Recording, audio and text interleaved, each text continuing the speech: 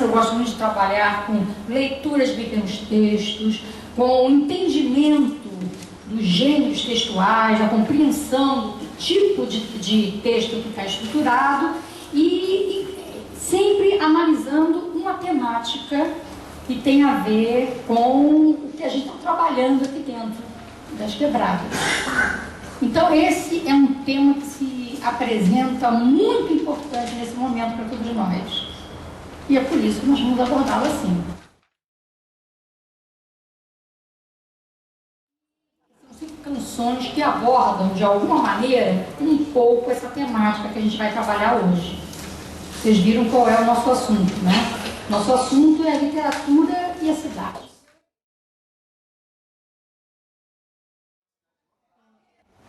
Para cada grupo, só para a gente dar uma esquentadinha no negócio, a gente não vai ficar lendo, cantando a música toda. Para cada grupo, eu só queria que cada grupo cantasse um curto trechinho, tá? Para lembrar para as pessoas qual é a música, tá? Um curto trechinho. Então o grupo vai parar e dizer assim, ó, nós estamos com a Negadina. Aí canta um pedacinho da Negadina. E diz o que sabe sobre essa música. Tá? Só isso. Qual é o grupo que começa a cantar? Aqui. Delegado Chico Palha, sem alma, sem coração, não quer samba nem curimba na sua jurisdição. Ele não prendia, só batia. Ele não prendia, só batia. E aí? O que vocês sabem dessa música aí? Do delegado, na verdade, ele batia nas pessoas que viviam na boemia, não? No samba. No samba, né?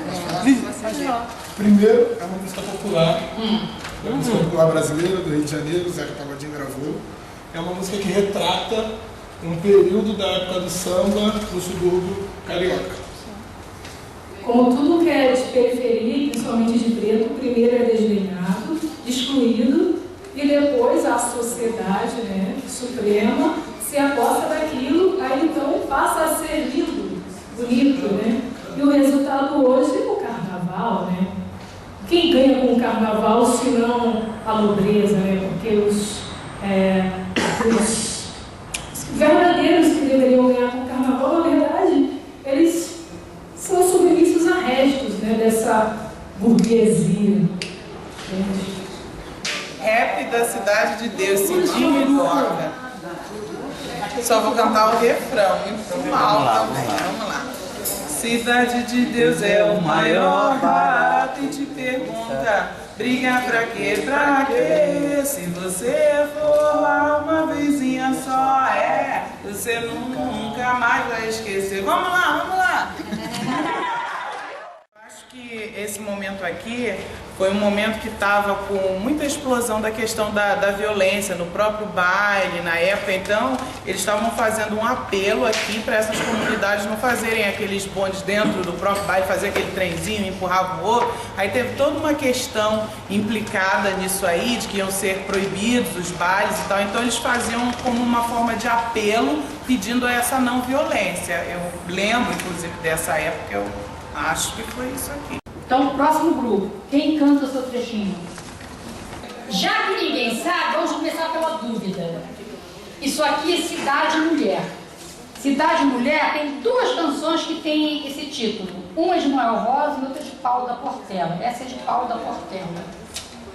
A de Noel Rosa é uma marchinha, muito legalzinho. A de Paulo da Portela é um grande samba de exaltação, muito bonito, em que ele fala da cidade do Rio de Janeiro como uma mulher. Vocês nem conheciam, então é um clássico. Uma das melhores gravações que há é de Monarca. Eu acho que eu já... Alguém aí sabe cantar Cidade Mulher? Eu estava cantarolando aqui o tempo todo. Olha só, vamos tentar junto. Cidade, quem te fala é um sambista, anteprojeto de artista, teu grande admirador. Me confesso, boca aberto, de manhã quando desperto, com tamanho e esplendor, só isso. Tá? E lá no final ele diz, te admiram os estrangeiros Seus colegas sonhadores, cidade mulher. Tremenda exaltação. Bom, e aí, mais alguma coisa que vocês saibam sobre a música? Aqui está mais assim na questão geográfica do deslumbre da natureza, dessa questão que eu vejo aqui, né? Do encantamento natural, da beleza, né? Sedutora, né?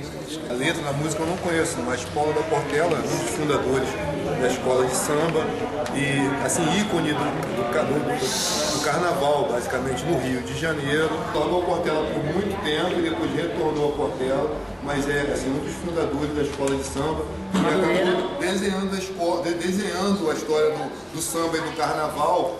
E a Portela parece que é uma das primeiras escolas de samba do Rio de Janeiro. Você é portelense? Não. Ele, muito chateado, foi procurar apoio da Mangueira. Sabe?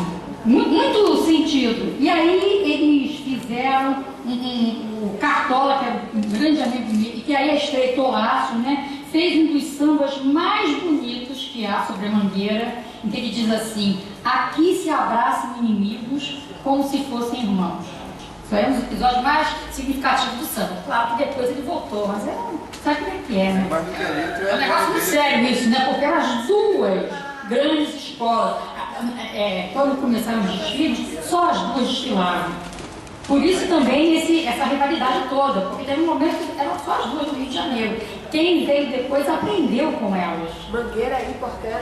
Exatamente. Então, e olha que a Serrinha é tradicional, mas para ingressar nesse bloco aí, foi depois. Pouco depois. Serrinha, né, Império Serrano e Salgueiro vieram depois. Esse primeiro desfile eu acho que foi em 1928, eu não me lembro do ano, mas eu sei que eu não era vivo, acreditem. Então, e aí, a partir daí, ele começa a contar, por isso que ele diz assim, tem mais campeonatos, porque conta a partir daqui do primeiro. Aí ganhou 7 vezes em seguida. Exatamente. Então, não sou Portela não, sou justamente A mangueirense aqui, a Alice Brandão, que ela escreveu no Boletim do Caos, que é uma revista que eu peguei aqui na semana passada, ela diz assim: os desfiles das grandes escolas são espetáculos lindos que contam muitas histórias de nosso povo, de fatos importantes, prestam homenagens a pessoas importantes. Mas os desfiles há muito tempo vêm valorizando pessoas que são de fora da comunidade e que só aparecem nas quadras na época do carnaval. São as chamadas celebridades. Já disse várias vezes e repito, celebridade é quem fica na história e não as pessoas que têm 15 minutos de fama e não fazem nada que realmente transforme para melhor a vida das pessoas. Aí ela fala, celebridade é Cartola, Ferentino de Jesus. Bom, minha gente, outro grupo para cantar aí? Arte de viver a fé, só não se sabe fé em quê. E aí, o que vocês dizem? Das dificuldades que a gente vive no nosso dia a dia, que é vendida uma imagem totalmente oposta da real, né? Tanto que muitas pessoas acham que Rio de Janeiro é calçadão e água de coco, quando na verdade a gente sabe que não é. E aí ele vem aqui falando dessas dificuldades, né? Que a gente encara no dia a dia, as coisas que a realidade não é passada na televisão. E para se viver tem que ter fé. Então a gente tem que buscar um socorro e às vezes nem sabe fé na verdade em quê, mas você tem que ter fé para poder viver. Fala de braços abertos do postal, que é o Cristo Redentor, que lá em cima está de braços abertos, mas aqui embaixo, na realidade, os punhos estão fechados. As pessoas são muito individualistas. Ó, gente, eu não sou do grupo de vocês, mas até quando eu vi que tinha lagarto, eu falei, pô, eu queria ficar naquele grupo. Eu trabalhei 12 anos na Maré. Comecei no CIASP, depois fui para redes, e essa música, assim, até me arrepia, porque acho que é muito significativo, e hoje tem uma coisa lá na Maré que eu acredito muito, além dos diversos projetos, e outras que eu não acredito muito, né, daquela força armada entrando para resolver as coisas. Não sei se resolve, dá uma amenizada, mas dá para resolver. Só que acho que tem uma coisa significativa que parece que é pouco, mas é muito, que hoje na Maré tem um museu. E no museu você tem uma palafita, e você tem várias fotos, e você naquele museu acessa, que é dentro da comunidade, você acessa uma parte da história. E eu acho que só quando a gente souber bem a nossa história, nós estaremos bem autônomos para transformar a vida, né? Acho que a Mairá é um lugar que ainda pode acontecer muitas coisas extraordinárias. Eu, que sou sambista inveterada, não conheço samba, conheço o Zequete, é um compositor muito premiado, embora pouca gente saiba, é portelense, Zequete é portelense, é de Inhaúma. A Dina subiu o Morro do Pinto para me procurar. Não, me encontrando foi ao Morro da Panela com a filha da Estela para me perturbar. Então, minha gente, isso aí nos fez lembrar um pouco de visões da cidade. Nós vimos visões de cidade no sentido geral. Quando o cara escreve sobre a cidade, dizendo como é que ele olha de cima do morro e vê a cidade inteira, isso aí é aquela visão ampla que o sujeito tem, que transcende aquele espaço pequeno, né? Vai além disso aí. Ele está olhando para o Rio de Janeiro, como um todo. E ele olha e vê a beleza da cidade. Agora, o que é bonito é o ponto de vista, né? Tem gente que já entendeu isso e por isso está começando a invasão do morro, né? As pessoas vão lá e querem ocupar os espaços. Tem espaço privilegiado, né? Tem coisas lindas, né? Para você ver aqui embaixo e tem coisas maravilhosas que você só desfruta lá em cima. Então, é um ponto de vista. Outro ponto de vista é o ponto de vista branco, querendo intervir, não dentro do espaço, mas fazendo uma crítica, tentando se posicionar favoravelmente, mostrando os problemas daquilo ali, mas é um ponto de vista de fora, né? O Alagados. E aí nós vamos vendo, né, pequenas histórias, narrativas urbanas, né? Nesse samba ele termina dizendo que ele já anda a procurar sem paradeiro, que ele é um marginal brasileiro. É um outro ponto de vista, não é o morador sofredor que fica dizendo, como eu sofro. Não, eu sou o cara do morro e tal, eu sou malandro, eu sou um marginal brasileiro, numa boa, né? Zequete é uma referência assim, em termos de música crítica. Nos anos 60, ele se aliou profundamente aos grupos assim, da bossa nova, da música popular brasileira em geral, e era reconhecido por eles como um dos sujeitos mais engajados e mais conscientes, né? Tudo quanto era cara chique do Rio de Janeiro, se tinha de gravar um samba, tinha de ser do Zequete, que era o cara mais, que estava sacando tudo. Era um cara que tinha essa visão ampla. É dele a voz do morro. Bom, gente, então esse é o primeiro momento, já falamos a beça, e aí entra um segundo momento. Quer dizer, em primeiro lugar, antes do segundo momento, que é seu, vou colocar aqui um texto que todo mundo já sabe também. Na minha aula, eu sempre uso um texto que é... Oi? Que é uma produção de vocês. O texto do Nélio, né? Me emocionou, vou falar a minha visão, especialmente por causa disso aí. CDD é o mundo. Nós estamos olhando para o mundo todo, ou então sentimos que todo o mundo está resumido ali. Aqui parece que é isso. CDD é o mundo. Parece. Quem quer ler? Quem seja o médico, por favor. Quem quer ler esse texto aí? Cantem o meio ambiente, cantem a luz, a igualdade, o respeito, cantem as amizades, cantem o diálogo, a saúde, cantem a história de resistência da favela, cantem a sua família, cantem as mães, mulheres, liberdade, respeito, respeitem o funk e o futuro, que são vossos filhos hoje. CDD é o mundo. Nélio Fernando. E aí, cada um de nós é também Nélio nesse momento. Bom, a partir daí, a gente para nesse pedaço e tenta surpreender vocês com outras coisas. Quem vai fazer isso é o Zé. Então a gente trouxe aqui, né, umas imagens do Rio de Janeiro para vocês reconhecerem, né? Algumas antigas, outras atuais. Morro de São Carlos, no Estácio, ali foi o reduto de ter surgido o primeiro rancho carnavalesco, que foi o Deixa Falar, né? O Estácio, lá pro Estácio. Então, Deixa Falar de Ismael Silva, né? Também tem o seu valor. Então, essa daí é uma foto de 1933, né? Do Augusto Malta.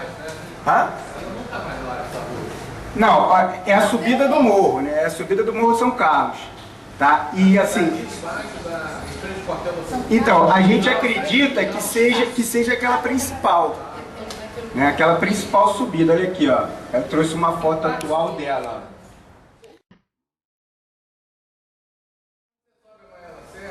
Tem uma escadaria, vai dar no morro. Eu acho que Não, aquela escadaria não vai dar no morro, não. Aquela escadaria vai dar na Zamenhof. Aquela escadaria não vai pro morro. Então, do lado esquerdo, ó, aquela escadaria vai dar na Zamenhof. Isso foi uma coisa que não ficou muito clara, né? Aí essa daí todo mundo conhece.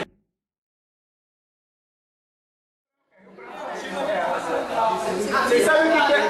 Nesse momento já não. Vocês sabem o que é aquela torre lá em cima? Do prédio Jornal do Brasil, naquela época, né? 1922.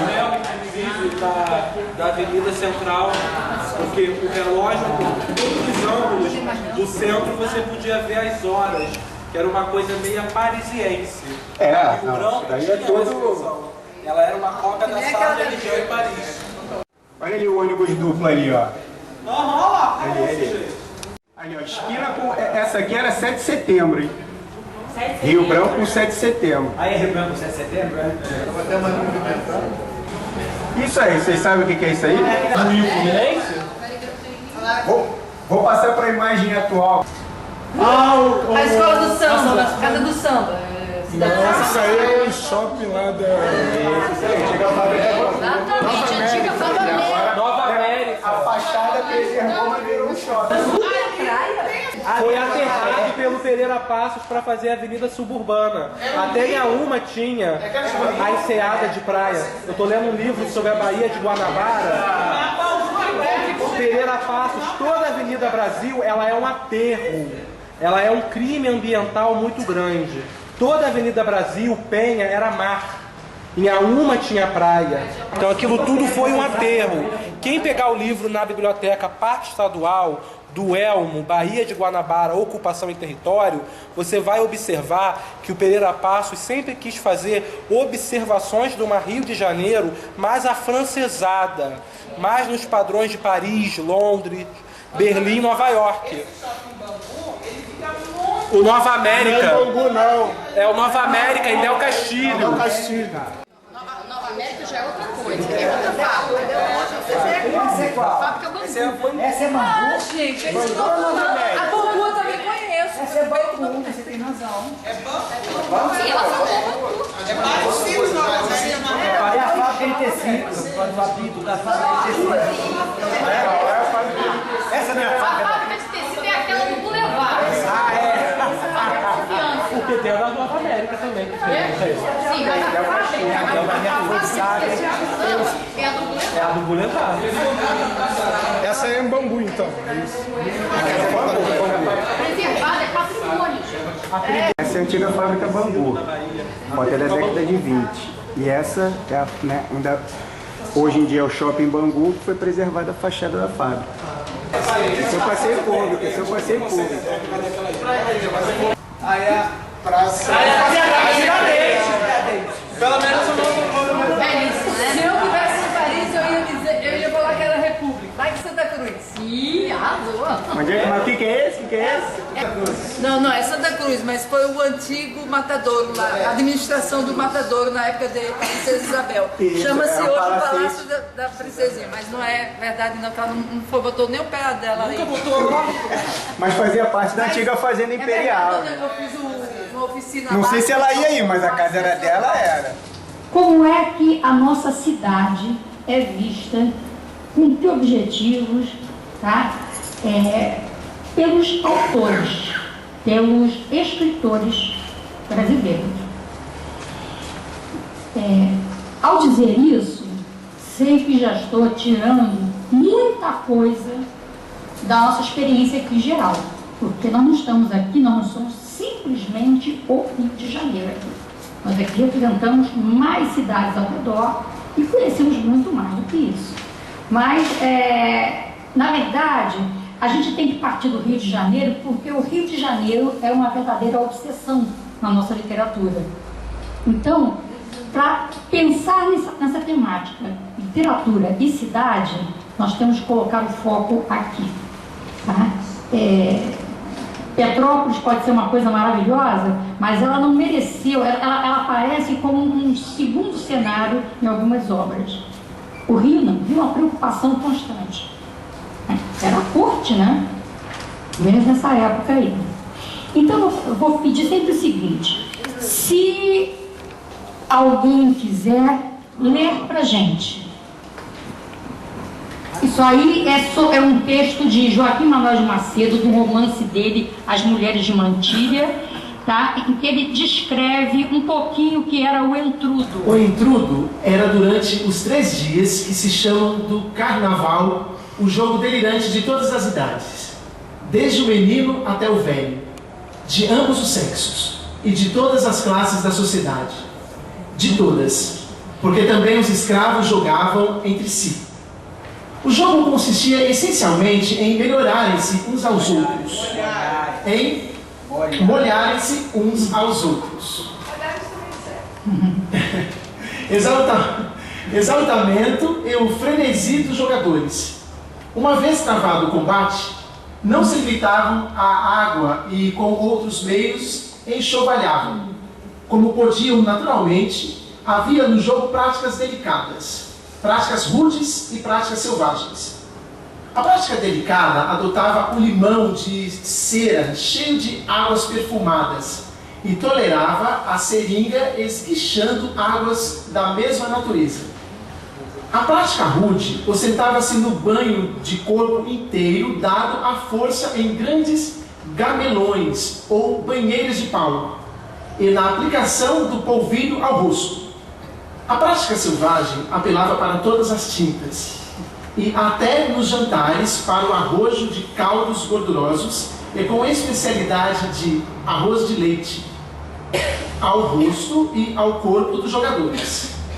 Macedo, Joaquim Manuel de Macedo, As Mulheres de Mantilha. Nesse texto aí, que é parte de um romance, né, nesse romance ele faz assim, a cada página, quando ele vai contar uma coisinha, ele conta um pedacinho da cidade, um pedacinho de uma tradição da cidade. Tá? Então, isso aí, ele vai falar naquele capítulo do comportamento dos seus personagens no entrudo, aí ele explica o que era o entrudo. É um romance escrito nos meados do século XIX, mas que trata de uma época bem anterior. Ele pretende relatar dos seus romances a história do Rio de Janeiro. Tá? Então ele pretende contar a história dos nossos costumes e vocês vão ver depois que essa é uma preocupação constante de alguns autores daquela época. Que tipo de texto vocês acham que é esse aí? O outro é um trecho de romance. Isso aí, o que vocês acham? É uma crônica. Crônica. Tá? Você já sente que é crônica porque o cara está conversando com alguém, né? E você sente que tem um tom, né? Mais de explicar alguma coisa, expor ideias, né? Discutir ideias. Bom, então é uma série de crônicas de Zé de Alencar ao correr da pena. Eu quis chamar nossa atenção aí que ele está justamente falando do passeio público. Ele diz aí, vocês viram o que ele diz do passeio público nessa época? O que ele fala? Abandonado, grade quebrada, ruído, descuidado, negligência. Podia ser agora, né? O passeio público é uma das obsessões dos autores que falam da cidade do Rio de Janeiro. E aí a gente pode pensar no seguinte: ele foi pensado para imitar a capital francesa.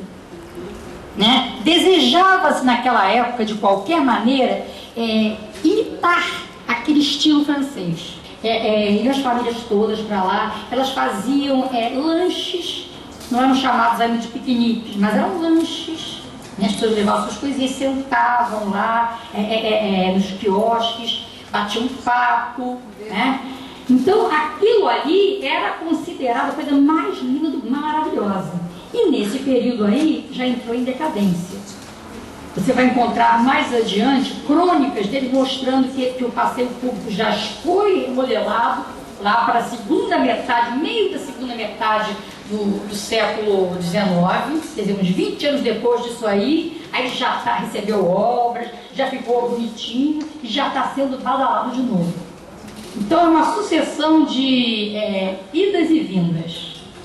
Está bonito, agora está ruim, agora ficou bonito de novo, agora está uma bagunça, agora está cheio de malandro e prostituta, agora não, só tem moça de família, rapaz galanteador.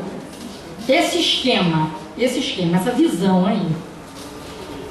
Passeio público, então, é um marco para a gente. E a gente precisa ficar atento, porque ele vai aparecer até no final do século XX, como um grande personagem público. Agora, outra coisa que eu queria dizer para vocês sobre esse jogo aí, é que a gente costuma dizer que José de Alencar, Macedo, eles tinham um desejo, eles encontraram uma linguagem para cumprir essa missão aí, que era transformar a nossa cidade numa cidade parisiense. Então, na verdade, os textos deles são todos pedagógicos. Eles ficam ensinando como a cidade é bonita, como ela pode melhorar. Olha só que apelo, né? O estrangeiro, tá? Ele vai ficar fazendo bem alta ideia, não só do passeio, como do público. É um jogo de palavras, passeio público, né? Ou seja, ele vai admirar a diversão, mas também vai achar que nós somos refinados, educados. Ou não, né? Porque pelo que ele disse lá em cima, aquela bagunça ali, né? Será que os estrangeiros... Sempre aquela preocupação, o que vão pensar os estrangeiros? Imagina na Copa. Imagina quando eles chegarem aqui, o que vai acontecer? Eles vão... Olha só, nós temos que mostrar que nós merecemos, né, a visita deles. Então, isso aí era para ser visto. E é impressionante que há, da parte dos estrangeiros que visitam o país, sempre uma grande referência ao passeio público. Eles se demoram para descrever isso aí e realmente atrai. É como estar lá. É como você, não vou dizer que seja o Bois de Boulogne, mas é uma coisa assim, um pequeno pedacinho de Paris, do Rio de Janeiro. E é Paris mesmo, não é outra coisa não. O camarada não quer imitar Londres. Nem tem graça, né? É uma cidade que fica o tempo todo, né? Com aquele fora não dá graça. Agora, Paris não. Paris, ela tem um momento, alguns momentos do ano, em que a imagem que ela traz, essa beleza, aquele brilho, aquela luz, aquilo ali tem a ver com o que a gente deseja sentir no Rio de Janeiro, que aqui também está brilhando. Uma cidade que não tem um saneamento, né? Que não tem um sistema realmente de esgoto nessa época, né? É importante, né? Falamos dele aqui hoje, né? O cara que pensou em primeiro lugar isso aí, pra gente, a gente sabe que concebeu uma coisa, foi Tiradentes, né? Tiradentes, uma proposta de saneamento para o Rio de Janeiro.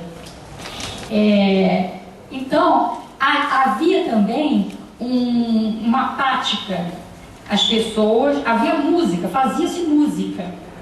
Isso era uma constante. Tá? Conjuntos tocavam música ali dentro. Depois, você ainda tem, a marca disso aí, o que surpreende é o fato de acontecer isso aí na virada do século XVIII e XIX. Não havia nada na cidade e, no entanto, já se fazia música dentro do passeio público, com um espetáculo público, né, gratuito, né, juntando a população. Rica, evidentemente, né? Estamos falando de gente de posses, né? E para botar aqueles vestidos maravilhosos, né? Mas de qualquer maneira, já era um hábito de conviver com aquelas coisas ali. Quanto ao hábito de ver passar as pessoas em relação à moda, isso aí tem muito mais a ver, no ponto de vista, com o desenvolvimento da própria moda, tal como a gente entende, ao final do século XIX. Aí sim, na época da Belle Époque, decadentismo, você tem isso. Antigamente, quando havia os grandes bailes carnavalescos da cidade, as pessoas iam para a porta para ver entrar as pessoas. Vamos ver agora Machado de Assis, como é que ele faz isso? Bueno, ontem, querendo ir pela Rua da Candelária, entre as da Alfândega e Sabão, velho estilo, não me foi possível passar, tal era a multidão de gente. Cuidei que havia briga, e eu gosto de ver briga. Brigas. Mas não era. A massa de gente tomava a rua de uma banda a outra, mas não se mexia. Não tinha ondulação natural dos cachações. Que é isso, meu? Procissão não era. Não havia tochas acesas, nem sobrepelizes. Meu Deus, puta palavra esquisita, né, professora? Sujeito que mostrasse artes de macaco ou vendesse drogas ao ar livre, com um discurso também não. Estava neste ponto quando vi subir a Rua da Alfândega um digno ancião a quem expus as minhas dúvidas. Não é nada disso, respondeu-me cortesmente. Respondeu-me cortesmente. Não há aqui procissão nem macaco. Briga, no sentido de murros trocados, também não há. Pelo menos que me conste. Quanto à suposição de estar aí alguma pessoa apregoando medalhinhas e vidrinhos, como os bufarinheiros da Rua do Ouvidor, esquina da do Carmo ou exclusão da 1º de março, menos ainda. Machado de Assis.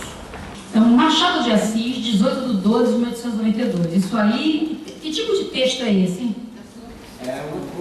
É uma crônica também, até pela data, né? Porque você sabe o dia, provavelmente foi publicação do jornal. E ele está contando pra gente, viram a diferença no tom? O que vocês acharam do tom dele em relação ao anterior? Você está querendo dizer, são as figuras emblemáticas, assim, né? Os bufões, os brigões, né? Aquela coisa da cidade que come, que bebe, que dança e briga, e diretor de festas. Ele ainda não descobriu o que tinha ali, né? Talvez seja um religioso. Nessa época aí está acontecendo um boom. O boom financeiro. E não é um boom legal, é um boom dump. É um problema sério esse boom aí.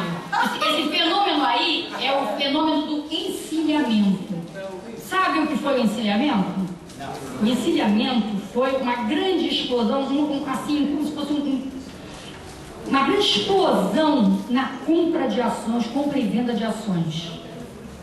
Tá? As pessoas haviam entrado num outro sistema, né? A República era recente, e aí as pessoas, em vários romances dele, que ele gosta de contar esse negócio, debochando. Cuidei que havia briga, eu gosto de ver brigas, mas não era. Gente, o cara quando diz eu gosto de ver briga, ele tá de gozação, né? Porque pelo menos a gente pode dizer o seguinte, ele já não está mais fazendo o pedagógico que o outro fazia, o outro queria ensinar bons hábitos. Devemos ter uma atitude bonita, um belo passeio público, e o cara dizendo, olha só, tá um negócio, parecia que era briga, mas não era, poxa, já fui ver que eu adoro ver uma briga, né? Isso aí, evidente. Quem olha para a cara de Machado de Assis não pode imaginá-lo, né? Assim, andando pela cidade, parando para fomentar e ver brigas. Mas ele, na verdade, está comentando que as pessoas gostam disso. As pessoas se juntam, né? Deu ajuntamento. Mas o que acontecia realmente, o que a gente vai ver logo em seguida, é que aquele momento doido que as pessoas ficavam no meio da rua e a ação tal, tá subindo, que não sei o que lá,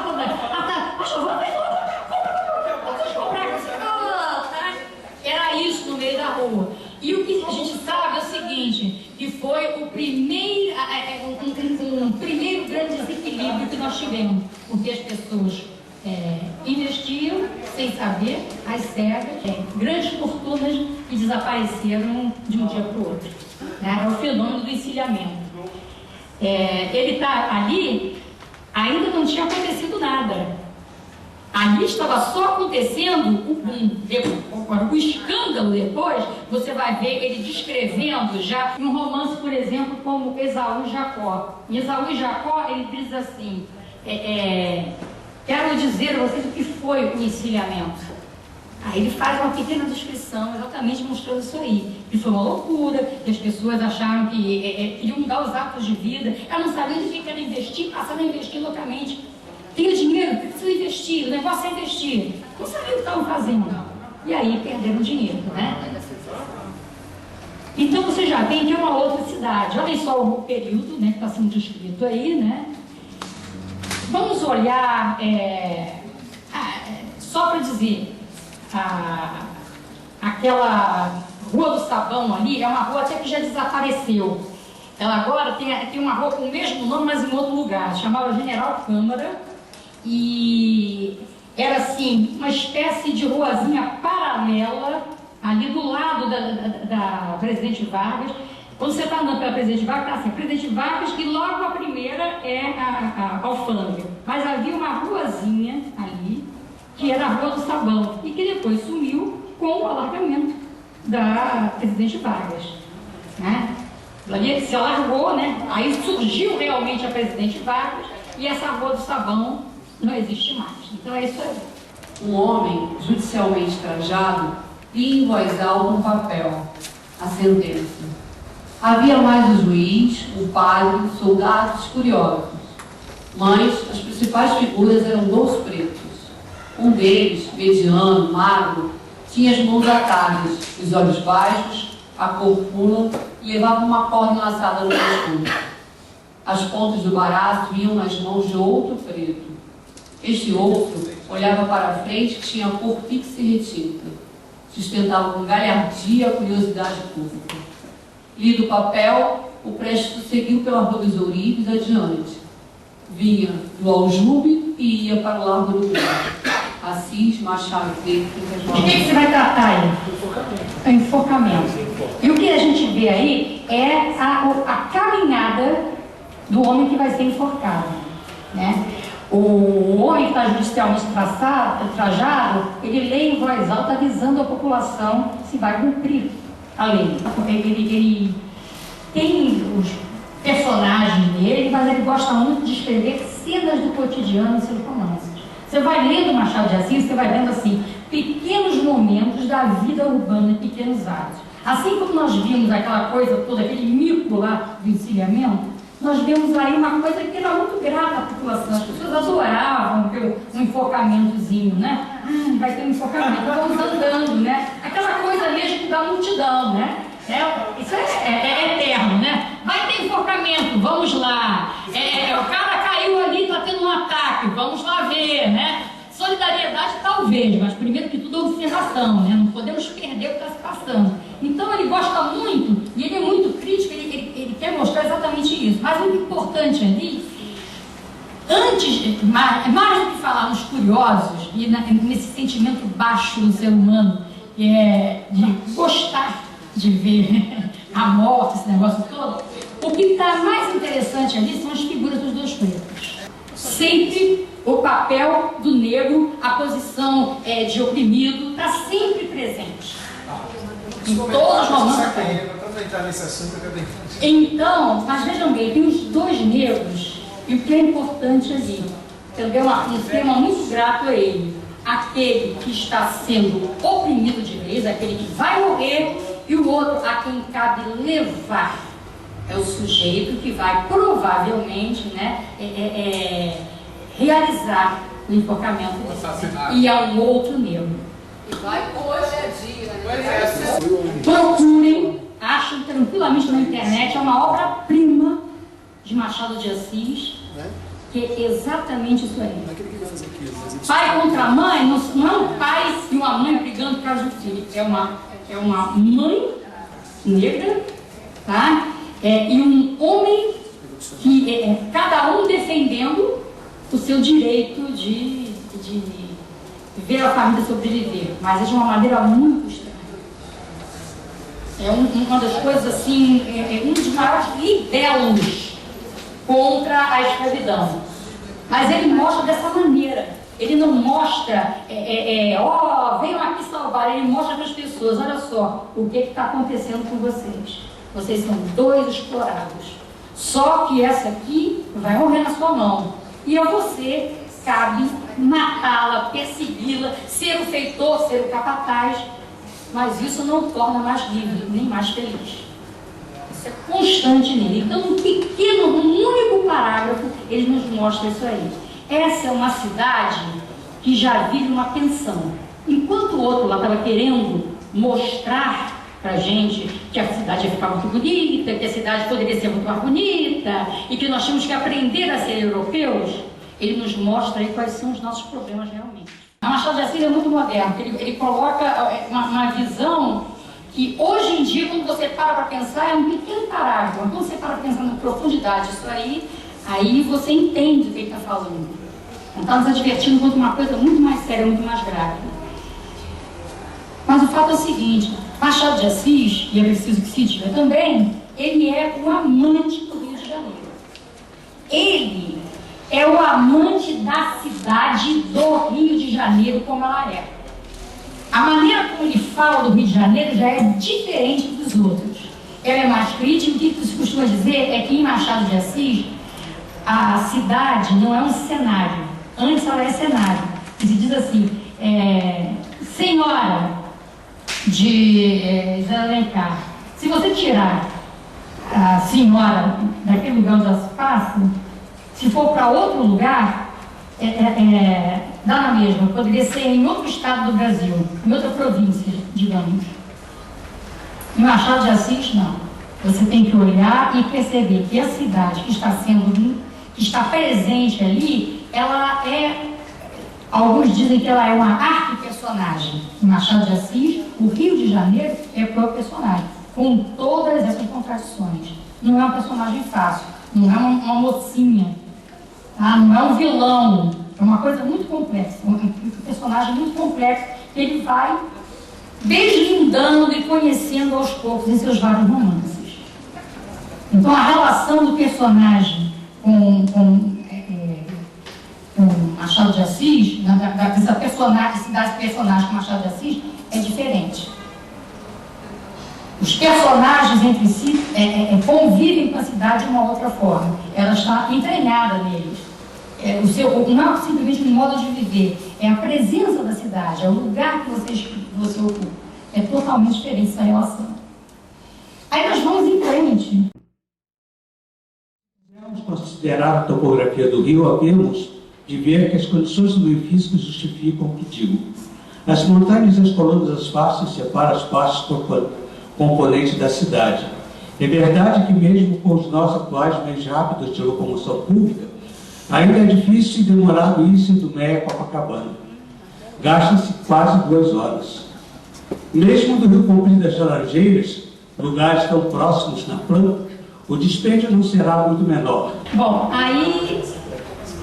Gente, então Lima Barreto é também um flaner. Cada um com o seu jeito, né? E estamos parando por aí nós entramos num novo momento. Viram? Até ali nós lançamos a ideia do flaner. Ela vai ser retomada mais adiante, ela vai reaparecer em outro momento. Vamos guardar isso. A atitude do sujeito que flana na cidade do Rio de Janeiro não é o sujeito que fica observando um fato como esse aí. É aquele sujeito que vai andando e vendo as coisas, né, e dizendo pra gente. Por exemplo, contos de Machado de Assis que são típicos da atitude de flanar. A Desejada das Gentes. A Desejada das Gentes é um conto em que o sujeito vai andando e contando para o outro, tá? Na caminhada, a história de uma pessoa, pela paisagem. O que será que Lima Barreto, o que será que Gonzaga de Sá diria da BRT? Né? O que eles iam pensar de tudo isso? Da Gamboa. Opa! O que queria dizer? O que é que Machado de Assis diria ao chegar assim? O que é aquilo ali? Um bando de gente entrando? O que é aquilo? Será que vai ter enforcamento hoje? Não. Esses caras eles vão na Universidade das Quebradas. Machado de Assis espera na cabeçote. Jesus, o que é isso, né? Como assim? Cara, tem que ver, tem uma grande exposição lá hoje, não sei o que, tá, tudo bem. Então, mas a gente, isso aí é tudo muito, todo mundo conhece o Inheco? Não. O Inheco é um outro nome do Morro do Pinto. Tá? O que nos faz pensar é o seguinte, em uma outra subida, tá? Eu acho que é mais isso, porque o tempo todo, quando eu pesquiso o Morro do Inheco é o Morro do Pinto. Tem o Morro do Pinto e tem uma outra subida aqui lá na Nabuco. Eu esqueci o nome agora, não me vem à cabeça. Sempre faz parte do Morro do Pinto, só que eles chamam por um outro nome. Entendeu? O pessoal do Morro do Pinto, ele segregou aquele pedaço.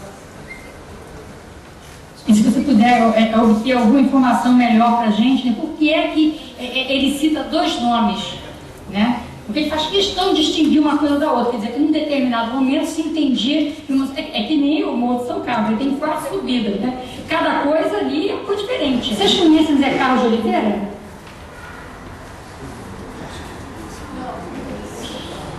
Esse cara foi um dos grandes cronistas do Rio de Janeiro, tá? E essa é uma das crônicas dele, consideradas naquele livro, as 100 melhores crônicas, uma das 100 melhores crônicas do Brasil. Então, olha só. Reunidos no calçadão central da Avenida Atlântica, entre as ruas Souza Aguiar e Sá Ferreira, dezenas de cães participaram sábado à tarde de um comício autorizado, em princípio, pela administração regional de Copacabana. Eram cachorros das mais variadas raças e dos mais diferentes tamanhos, desde pastores alemães até miniaturas pincher. Junto ao meio fino, o local da concentração, o carro-choque do batalhão de gatos, armados de unhas e dentes, garantia a ordem. Isso é o início da crônica. Ele ali é Rua Souza Lima. Claro que sim, não temos a menor dúvida, mas acontece que é assim que se encontra no livro de onde foi retirado. Tá? Ainda não, mas já é desprevenido. Só pode ser a Souza Lima, não existe. Aqui é Copacabana. Existe hospital Souza. Pois é. É Souza Lima de Arte. Então, é meu isso aí. Agora deixa. Esqueci, sempre esqueci. Cuidado com o batalhão de gatos. Gente, essa crônica é muito divertida, vou contar rapidamente para vocês.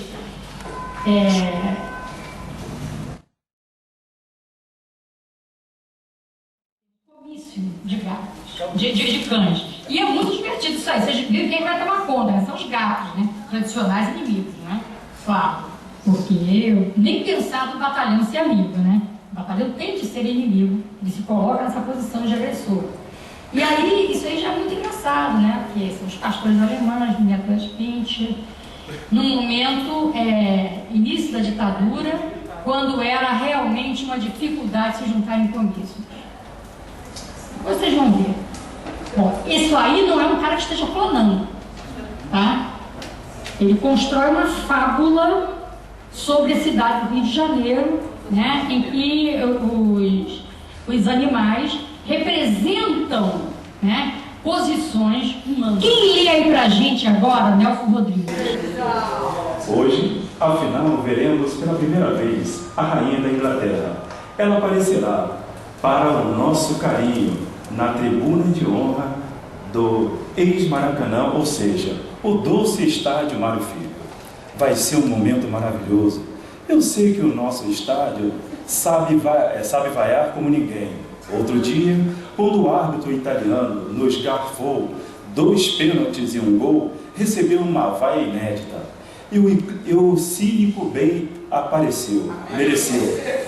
Mas o povo também sabe aplaudir como ninguém. Amigos, Sua Majestade vai levar do Brasil muitas lembranças. Temos uma paisagem de comover um coração de pedra.